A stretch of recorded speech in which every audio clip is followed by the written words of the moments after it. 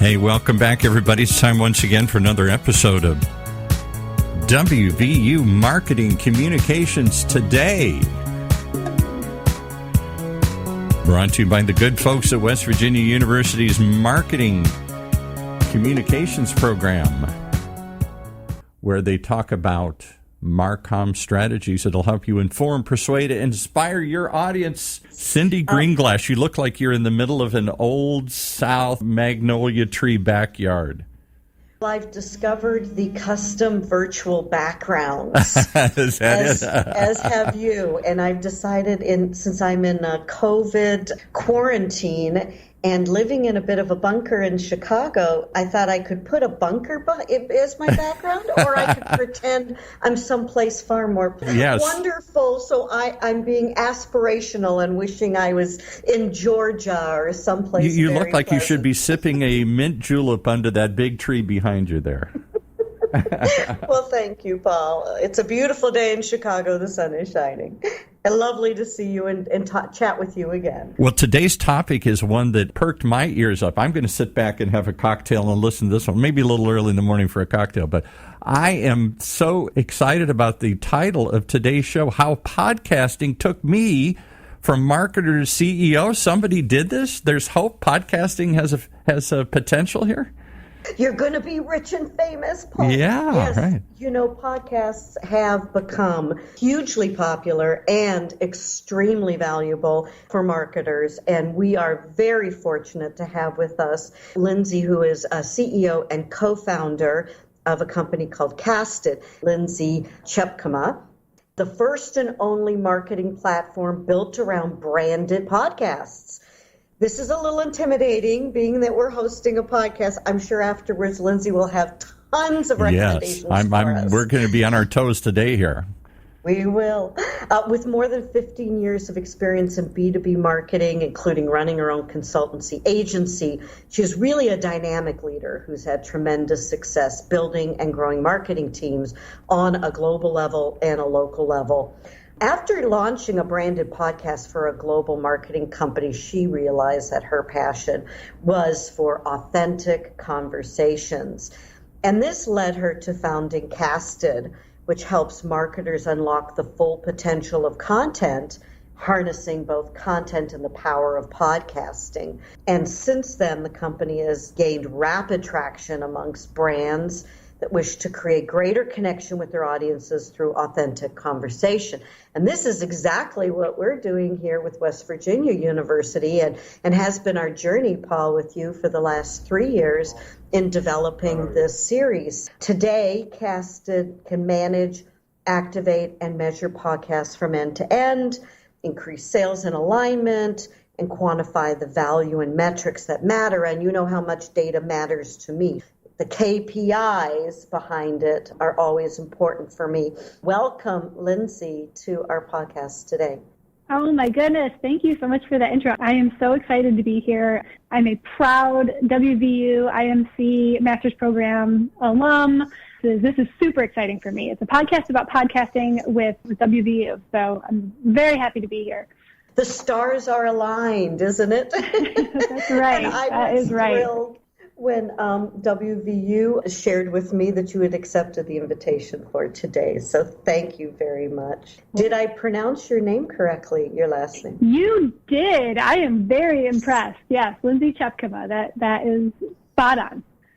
Excellent. Well, Lindsay, let's dive right in. I want to ask you, let's just start with something really interesting that not so much in the podcast realm, but I'd like to start by saying, how has being a marketer and an IMC alum served you in your new role now, moving from a marketing lead to a CEO and founder of a company? I think a lot of us aspire to owning our own business or making that move. So my background in marketing, 15 years as a marketer, and I've had broad experience. This is the advice that I give to every student, every intern, every person who's early in their career in marketing, is to get as much broad experience as you possibly can so that you're specializing too quickly. And the IMC program, integrated marketing communications, is just that, and really took that broad firsthand experience that I had received on the job over, at that point, 10 years or so, and gave me that much more depth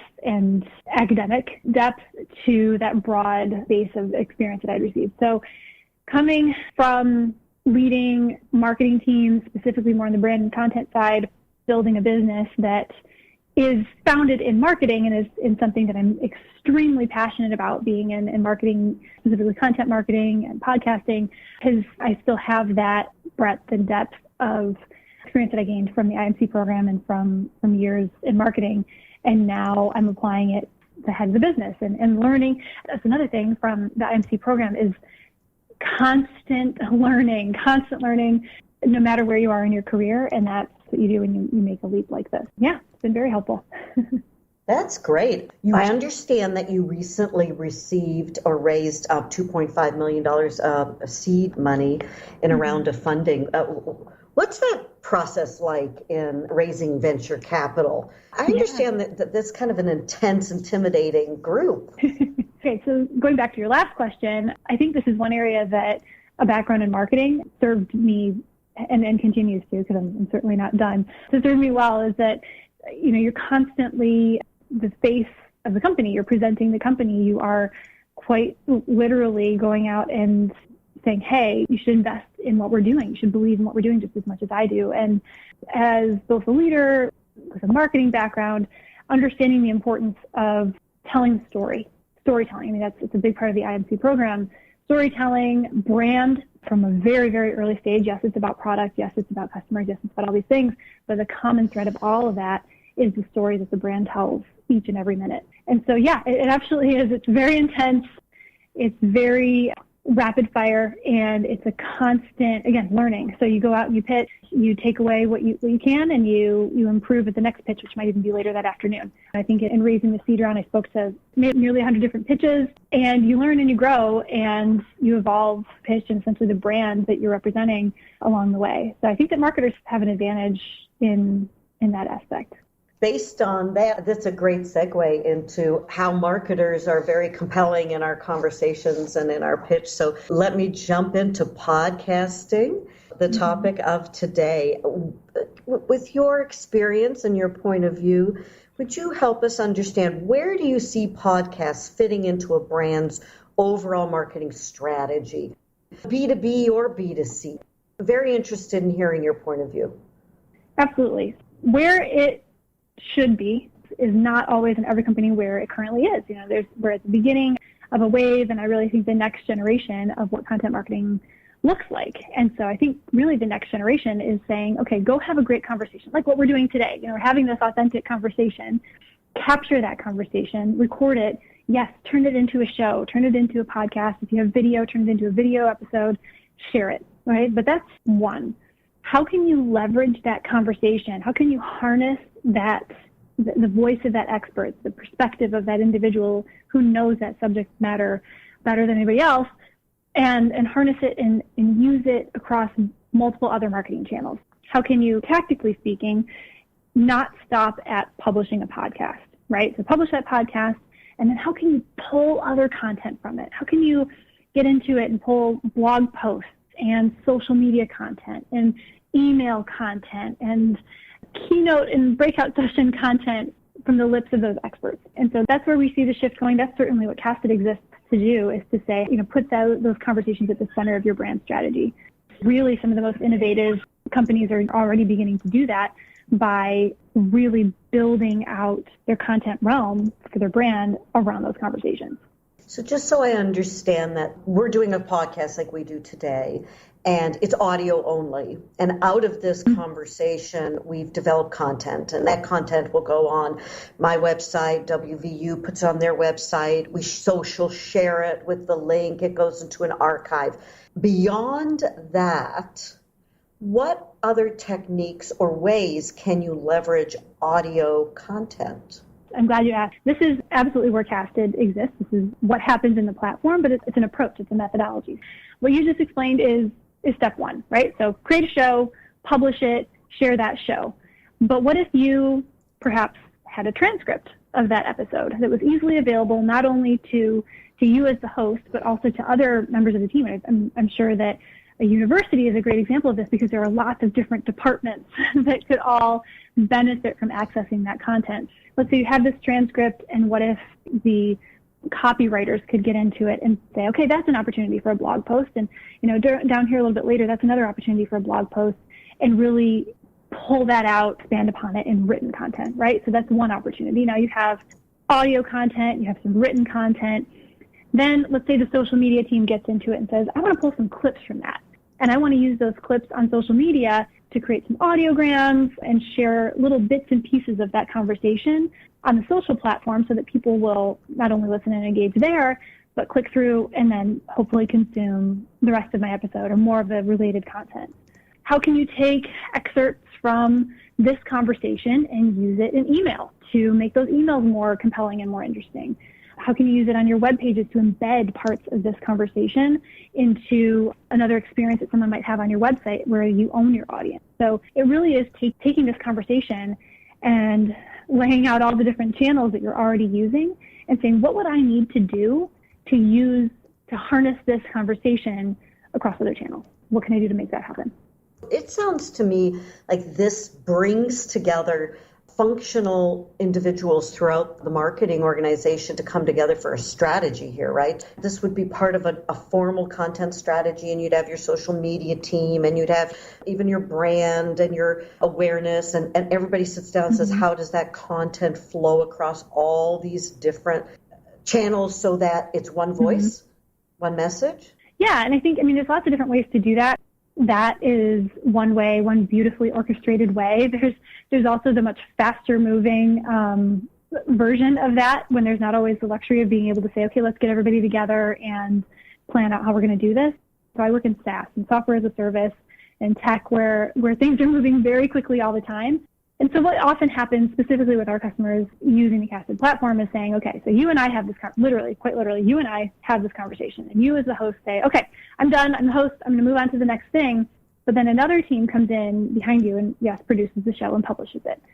And then they move on. But Casted still exists, and other individuals and other teams have access to the platform and can log in and say, okay, I'm the social media team. I'm going to go in and access that content. I'm going to search for topical content that is within the realm of what I want to talk about today. And I'm going to go in and quite easily highlight part of the conversation that I want to pull a clip and share that clip on social media. And over and over and over. The email marketing team can do the same thing and access that content. The blog team can get in and access that content in a way that doesn't require the formality of meeting and strategizing, because the process is there and the access is there to be able to amplify that content independently of formal strategy. So yes, absolutely both work, but are not necessary. Great. Well, thank you, Lindsay. We're having a great conversation, and I'm going to hold for a moment for Paul to come back and tell us a little more about WVU. When we come back, think about this question for me, Lindsay. Why should marketers all have podcasts as an important part of their content strategy? And I'll hand it over to Paul. Wow. Well, as we think of that, let's think about two other things here while they're pondering their answers to that powerful question. Two things we want to point out. The WVU's Integrate conference has moved online, like so many things. You can still participate this year with marketing communications experts from a variety of industries who are exploring how and what to say during this unprecedented time. View the schedule and tune into the live virtual sessions at integrate.wvu.edu. That's integrate.wvu.edu. And don't miss this year's WVU Integrate conference online. And, of course, we always point out that West Virginia University's new Digital Marketing Communications Master's Degree program is fully online as well and can be completed in 1 year. With built-in certifications from platforms like Google and Facebook, the program gives you both the strategy and skills you need to reach audiences on existing and emerging media like podcasts that we're talking about today. You can learn more at marketingcommunications.wvu.edu. That's marketingcommunications, plural, .wvu.edu. Okay, and before we hop back in, I just wanted to hear from your guest. When did you get into podcasting, and what is the state of podcasting today among marketers? Is it still on the radar? Because I look at a lot of projections, and I hear a lot of people interested, but I still don't see budgets being set aside for podcasts. What are you experiencing out there before you launch into the power of podcasting? Probably be a pretty good segue, actually. Yeah, I started listening to podcasts 2014, 2015, maybe, somewhere around there. I launched our first one at the company that I was working for at the time started working on it in 2017. I think we launched in 2018. So pretty recently, all things considered. And as far as where we're at, we are at the beginning of quite a large wave. The way I see it, podcasting is like blogging in that companies, it's not a matter of if, it's a matter of when. The most forward-thinking companies today are already harnessing it. Many companies have had a podcast for 5 to 10 years now at this point, while many, many others are still getting started and understanding where they fit into the process, right? To your point, budgeting, there is quite a range of perspectives there, but that mentality is shifting. We see companies that are building out studios that have an actual headcount dedicated solely to podcasting. We have customers that have not a podcast, but an entire network of podcasts. They are the ones that are really pioneering the actual investment of time, money, energy, people, expertise at all levels, from creating somebody who manages the show all the way to dedicating C-level time to host and be a part of that content. And other companies are seeing the results of that and following suit. So I think that we're just getting started in many ways. Well, Paul is smiling here. I can see Paul, and if you could see him, he's smiling there since we have made this investment with him and the studio and everything. And it's great having a professional. It makes all the difference in the world working with a professional. So kudos to you both. So let me ask you this question again for our audience. Why do you believe that podcasts should have a part in the content strategy and plans of every marketer? Think of it this way. How many of us, if we were all in remember back in the day when we could all be in the same room? Imagine we're all in a big room and I'm up on stage and there's thousands of us there. I'd ask you to raise your hand if you or your company have a blog. I think it'd be harder to find somebody that didn't, right? We all have blogs, right? We all see the value of blogging. It's a big part of the WVU IMC curriculum is blogging and written content. We have a blog.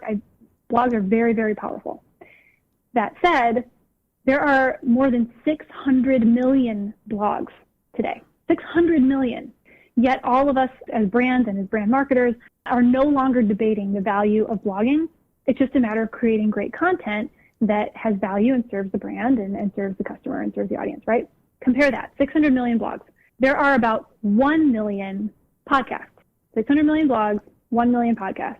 So if you think about that, there is still a massive opportunity to own your space, to get out there and be the best, the podcast, the audio content that your audience turns to for the topic that you're covering. Now, that said, it still has to be good content, and that's a whole other podcast, is how do you create a podcast that your audience wants to listen to. But if you're committed to creating great content and harnessing the voices of experts, you still have a window of opportunity to be richly rewarded by owning that space. Now, that's reason number one, as far as it's really tactical and you wrap your arms around it.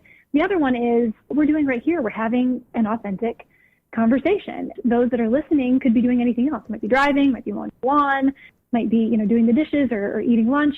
Podcasting and audio content in general offers the opportunity to connect with your audience while they're doing lots of other things. It's a much more convenient medium, and it's a much more intimate and relational medium in that people are listening to my voice. They're listening to us connect, which therefore makes them feel connected to us and to our brands. And that's really, really powerful, that your blog, yes, creates a connection, but it's not the same. It's not as human as actually listening in on a conversation. There's massive opportunity for brands to not only own the space and be that trusted guide, that trusted voice, quite literally, in the space, and also to really build relationships on a human-to-human level, but kind of en masse. That's great. Going back to the virtual environment that we live in today. So I was a huge podcast listener. I had a 2-hour commute for work. listen to podcasts on my way to work, on my way home every day. Great way to consume content, especially sitting in rush hour in Chicago. I don't commute anymore now. Now I'm on my computer and I'm on Zooms and I'm on these meetings far more than I used to be. And I don't get my drive time. Do we find that has had an impact? The whole kind of COVID and virtual has had an impact on podcast consumption at all? Impact, yes. Negatively, no. Has it changed the way that we consume content? Of course. I mean, I had a 1 hour commute each way as well. That's where I listened to a lot of my audiobooks and a lot of my podcast content. But what I found personally, just speaking for myself, was that there was a gap in time where that audio consumption wasn't happening. And then I realized I missed it. And so I found time for it in other parts of my day. For myself, I listen while I'm getting ready in the morning. And when I'm doing that part of those pieces of work during my day where I can focus a little bit less on what I'm doing, it's where more tactical and listen in on content. So that's for me. And then to back that up, that's what we've been hearing from a lot of our own customers and their audiences, as well as some of the data that we're seeing, is that people really want this type of content. They want to consume content in this way. So they're finding time for it in other parts of their day. We're seeing also podcasts getting a little bit shorter quite often. Pre-COVID, they were much more 30 to 45 minutes in general. I mean, right? There are many podcasts that are much shorter and many that are much longer, but on average, we podcast, it's 30 to 45 minutes. We're seeing now much shorter, so anywhere from like 5 to 15 minutes, definitely not all the time, but quite often, so that people can consume them during those shorter bits, pockets of time throughout the day. So yeah, impact, yes. Negatively, no. And can I just pipe in and add one other thing that we've seen here locally with our network of podcasts? As driving habits change, because that was a big thing, walking has gone up, so more people listening to things walking. As you said, they found other spaces and places that they can't read, they can't watch, but they still want to be productive. The one thing that I don't think we've really analyzed enough of is the growth of smart speakers at home, the Alexas of the world. And those, as podcasts become available on that, more and more people are vacuuming and listening to podcasts, or there's that whole Absolutely. World. Well, it's vacuuming and listening to podcasts. Yeah, we actually had somebody say. Like headphones. Yeah, they said that a woman was on one of our shows. She said, "Thank God for podcasting. It's gotten my husband to finally embrace vacuuming and things like that because he can listen to something while he's doing it." Well, and you think about it, it's in this age of social separation, that does not change our need as humans to feel connected to other people, right? I'm here. I'm very, very grateful to be in my home. I have 3 kids and my husband, and we're all healthy, but I still really need to feel connected to the outside world. And like you said, I have less time than ever to sit down and read a lot, to read in the same velocity that could compensate for the audio consumption that I was having on my commutes, right? So I'm finding pockets of time to listen while I'm doing something else. Well, and I also think that what's happened is that since we're home alone, it's like we're hungry. Talk to me, tell me a story. And I think that we've seen not just our anecdotal evidence, but the overall evidence is podcasting listenership, like all these live streaming things, Netflix and stuff. People are binging and consuming stuff because they're stuck at home. Yes, absolutely. Absolutely. So the opportunity is there. Brands, hop on it. Well, I can say I've been moderating our podcast for WVU now this is year 3, and we have multiple moderators. You know, we have so much interest in our podcast that I don't get to do it as often as I used to, and I enjoy it so much. And there's a wide variety of guests that we have had on the show in our podcast. I'm going to ask you maybe a politically incorrect question. You are a fabulous guest. Obviously, you're a professional podcast expert here. What makes a good guest? And how do we choose a good guest? And all that in a minute or less here. Well, I go back to something that I say all the time, and that is, as you are creating any content, you should always be asking yourself, who is it for, and why are we doing it? So as you choose guests, remember who your audience is, who you want to be listening and consuming your content, and who do they want to hear from. So it's less about who do I want to have on the show, who's willing to be on the show, and who's going to do what I want them to do. Really, really, really be in tune with who your audience is and what they want, what's going to make them feel engaged. And that's the basis of a strong podcast. She did it in under a minute.